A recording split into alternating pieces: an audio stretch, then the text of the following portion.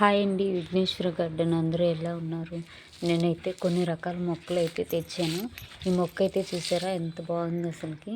చూడటానికి పూలు ఉన్నట్టే ఉంది ఈ మొక్క అయితే. అందుకని చెప్పేసి ఇది అమ్మకైతే చాలా బాగా నచ్చింది, అందుకని తీసుకున్నాను.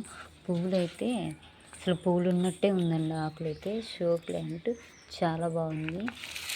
ఈ ప్లాంట్ మీకు తెలుసా? నాకైతే ఈ ప్లాంట్ పేరైతే తెలియదు. ఈ మొక్క చాలా బాగుంది, నాకు చూడంగానే నచ్చింది, అందుకని తీసుకున్నాను.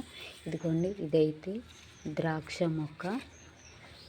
ఇది మాత్రం చూసారా, ద్రవణం అంటారు కదండి. సో అసలు ఎంత మంచి స్మెల్ వస్తుందో, చాలా బాగుంది ఈ మొక్క అయితే.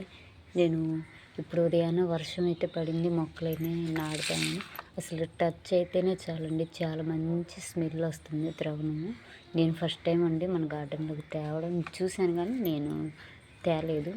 మొక్క కూడా చాలా హెల్దీగా ఉంది. మరి ఎలా గ్రోత్ అవుతుందో చూద్దాము. మొదలు చూసారా ఎంత బాగుందో. ఇది చూసారా రోజ్ మరి ఎంత బాగుంది అసలుకి.